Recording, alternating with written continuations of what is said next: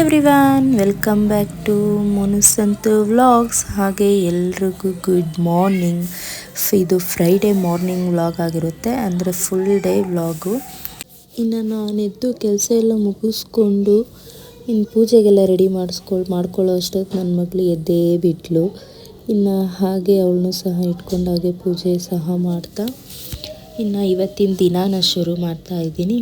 ಹಾಗೆ ಇವತ್ತು ಮಾರ್ನಿಂಗು ಪೂಜೆನೂ ಸಹ ಚೆನ್ನಾಗಾಯಿತು. ಬ್ರೇಕ್ಫಾಸ್ಟ್ಗೆ ಅಂತ ಹೇಳ್ಬಿಟ್ಟು ಚಪಾತಿ ಮತ್ತು ಬೆಂಡೆಕಾಯಿ ಪಲ್ಯ ಮಾಡಿದ್ದೆ.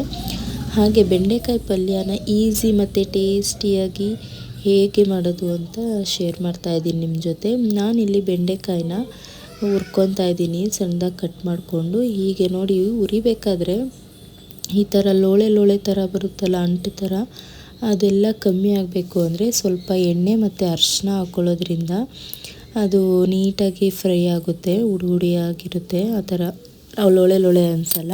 ಇನ್ನು ಹಾಗೆ ನಾನು ಇನ್ನೊಂದು ಕಡೆ ಸಹ ಬೇಗ ಆಗುತ್ತೆ ಅಂತ ಅಂದ್ಬಿಟ್ಟು ಇನ್ನೊಂದು ಕಡಾಯಿಗೆ ಒಗ್ಗರಣೆ ಹಾಕ್ಕೊತಾ ಇದ್ದೀನಿ. ಅದಕ್ಕೆ ಎಣ್ಣೆ, ಸಾಸಿವೆ, ಕಡಲೆಬೇಳೆನ ಹಾಕ್ಕೊಂಡು ಹಾಗೆ ಈರುಳ್ಳಿ, ಕರಿಬೇವನ್ನ ಹಾಕ್ಕೊಂಡು ಇನ್ನು ಈರುಳ್ಳಿ ಎಲ್ಲ ಸ್ವಲ್ಪ ಚೆನ್ನಾಗಿ ಫ್ರೈ ಆಗೋ ಥರ ನೀಟಾಗಿ ಫ್ರೈ ಮಾಡಿಕೊಂಡು, ಹಾಗೆ ಹಿಂದೆ ಇಲ್ಲಿ ಪಕ್ಕದಲ್ಲಿ ಬೆಂಡೆಕಾಯಿ ಹಾಗೆ ಉರಿಯೋಕೆ ಇಟ್ಕೊಂಡಿದ್ದೀನಲ್ಲ, ಅಲ್ಲಿ ನೋಡಿ ಎಷ್ಟು ಹುಡಿಯಾಗಾಗಿದೆ, ಒಂಚೂರು ಅಂಟೆಲ್ಲ ಏನೂ ಇಲ್ಲ.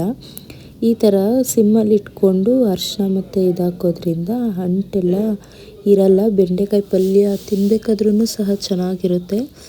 ಇನ್ನು ನಾನು ಹಾಗೆ ಅದನ್ನು ಸಹ ಹುರ್ಕೊಂಡು ಇಕ್ಕೊಂಡು ಈ ಕಡೆ ಒಗ್ಗರಣೆಗೆ ಅಷ್ಟೊತ್ತಿಗೆ ಈರುಳ್ಳಿ ಎಲ್ಲ ನೀಟಾಗಿ ಫ್ರೈ ಆಗಿತ್ತು. ಅದಾದಮೇಲೆ 2 ಟೊಮೆಟೊನ ಕಟ್ ಮಾಡಿ ಹಾಕ್ಕೊಂಡಿದ್ದೀನಿ. ಇನ್ನು ಈ ಟೊಮೆಟೊ ಎಲ್ಲ ನೀಟಾಗಿ ಸಾಫ್ಟಾಗಿ ಬೇಯಬೇಕಂದ್ರೆ ಫಸ್ಟೇ ಟೊಮೆಟೊ ಹಾಕಿದಾಗೆ ಉಪ್ಪು ಹಾಕಿದ್ರೆ ಟೊಮೆಟೊ ಎಲ್ಲ ನೀಟಾಗಿ ಸಾಫ್ಟಾಗಿ ಬೇಯುತ್ತೆ.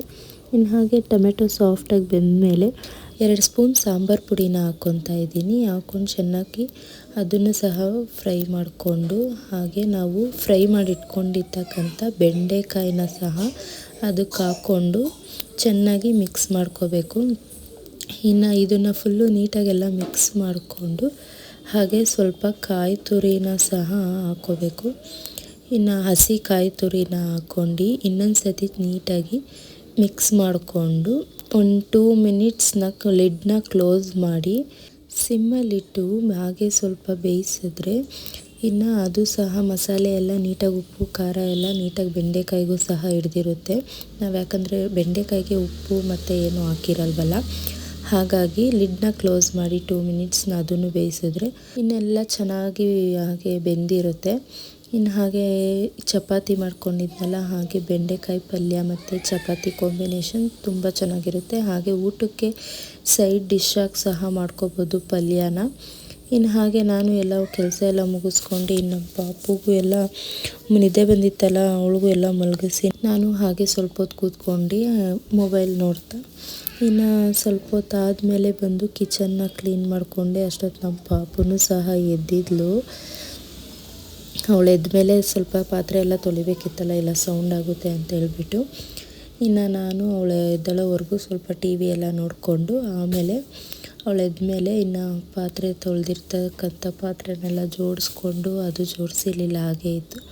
ಹಾಗೆ ಇನ್ನು ಪಾತ್ರೆಗಳೆಲ್ಲ ಬಿದ್ದಿದ್ವಲ್ಲ ಟಿಫನ್ ಮಾಡಿದ್ದು ಎಲ್ಲ ತೊಳೆದು ಇನ್ನು ಅಡುಗೆ ಮನೆಯೂ ಸಹ ಕ್ಲೀನ್ ಮಾಡಿಕೊಂಡೆ. ಇನ್ನಿವೆಲ್ಲ ಕೆಲಸ ಮುಗಿಯೋಷ್ಟೊತ್ತಿಗೆ ಮಧ್ಯಾಹ್ನನೇ ಆಯಿತು. ಆಮೇಲೆ ವ್ಲಾಗ್ನ ಸಹ ನಾನು ಕಂಟಿನ್ಯೂ ಮಾಡೋಕ್ಕೆ ಆಗಿಲ್ಲ. ದೇವಸ್ಥಾನಕ್ಕೆ ಹೋಗಬೇಕಿತ್ತು, ಹಾಗಾಗಿ ಪೂಜೆಗೆಲ್ಲ ರೆಡಿ ಮಾಡ್ಕೊಳ್ಳೋಣ, ನಿಂಬೆಹಣ್ಣು ಹಾರ ಎಲ್ಲ ಮಾಡ್ಕೊಬೇಕಿತ್ತು. ಸರಿ ಅಂದ್ಬಿಟ್ಟು ಇನ್ನು ಈವ್ನಿಂಗು ಮಳೆ ಬರೋ ಥರ ಇತ್ತಲ್ಲ ಅಂದ್ಬಿಟ್ಟು ಆಟೋಲ್ಲಿ ಹೋಗೋಣ ಅಂದ್ಬಿಟ್ಟು ಆಟೋಲ್ಲಿ ಹೋದ್ವಿ, ಬೈಕ್ ಬೇಡ ಅಂತ ಅಂದ್ಬಿಟ್ಟು. ಇನ್ನು ನಾವು ಆಟೋ ಹತ್ತುತ್ತಿದ್ದಂಗೆ ನಾವು ಹೋಗ್ತಾ ಆಟೋಲೇ ಫುಲ್ಲು ಮಳೆ ಬಂದುಬಿಟ್ಟು, ಅಯ್ಯೋ ಎಂಥ ಕತೆ ಅಂದರೆ ಎಲ್ಲ ನೆಂದೇ ಹೋಗ್ಬಿಟ್ವಿ ಆಟೋಲಿ. ಸೈಡ್ ವಾಲೇನು ಕಟ್ಟೇ ಇರಲಿಲ್ಲ. ಇನ್ನು ಮನೆಗೆ ಬರೋ ಅಷ್ಟೊತ್ತಿಗೂ ಸಹ ನೈಟ್ 9 o'clock ಆಗೋಯಿತು. ದೇವಸ್ಥಾನದಿಂದ ಬರೋ ಅಷ್ಟೊತ್ತಿಗೆ 6:30ಗೆ ಮನೆ ಬಿಟ್ಟಿದ್ದು. ಇನ್ನು ಹಾಗೆ ನಮ್ಮ ಪಾಪುನೂ ಸಹ ಅವಳು ನೋಡಿ ಬಂದಮೇಲೆ ಡ್ರೆಸ್ ಎಲ್ಲ ತೆಗ್ದಾಕ್ಬಿಟ್ಟು ಪ್ಯಾಂಟು ಜೀನ್ಸ್ ಹಾಕಿದ್ವಲ್ಲ, ಸೊ ಹಾಗಾಗಿ ಪ್ಯಾಂಟೆಲ್ಲ ತೆಗೆದ್ಬಿಟ್ಟು ಅವಳು ಸ್ವಲ್ಪ ಫುಲ್ಲು ಫ್ರೀಯಾಗಿದ್ದಾಳೆ. ಹಾಗೆ ಅವಳು ಸಹ ಸ್ವಲ್ಪ ಆ್ಯಪಲ್ ತಿಂದ್ಕೊಂಡು ಆಟ ಆಡಿಕೊಂಡು ಕುಂತಿದ್ಲು. ಇನ್ನು ಚೇರ್ ಮೇಲೆ ಕೂತ್ಕೊಳ್ಳೋದು ಕಲ್ತ್ಕೊಂಬಿಟ್ಟು ಅದ್ರ ಮೇಲೆ ಹೋಗಿ ಕೂತ್ಕೊಳ್ಳೋದೆಲ್ಲ ಮಾಡೋದು ಎಲ್ಲ ಚೆನ್ನಾಗಿತ್ತು. ಇನ್ನು ಇದು ನಮ್ಮ ಫ್ರೈಡೇ ಆಗಿತ್ತು. ಹಾಗೆ ಇವತ್ತಿನ ವ್ಲಾಗ್ನ ನಾನು ಇಲ್ಲಿಗೆ ಎಂಡ್ ಮಾಡ್ತಾ ಇದ್ದೀನಿ. ಇನ್ನೂ ಯಾರು ನನ್ನ ಚಾನಲ್ನ ನೋಡಿ ಸಬ್ಸ್ಕ್ರೈಬ್ ಮಾಡ್ಕೊಂಡಿಲ್ಲ, ಪ್ಲೀಸ್ ಸಬ್ಸ್ಕ್ರೈಬ್ ಮಾಡ್ಕೊಳ್ಳಿ. ನಿಮ್ಮ ಫ್ಯಾಮಿಲಿ ಫ್ರೆಂಡ್ಸ್ಗೆ ಶೇರ್ ಮಾಡಿ, ಹಾಗೆ ಒಂದು ಲೈಕ್ ಕೊಡಿ. Thank you for watching.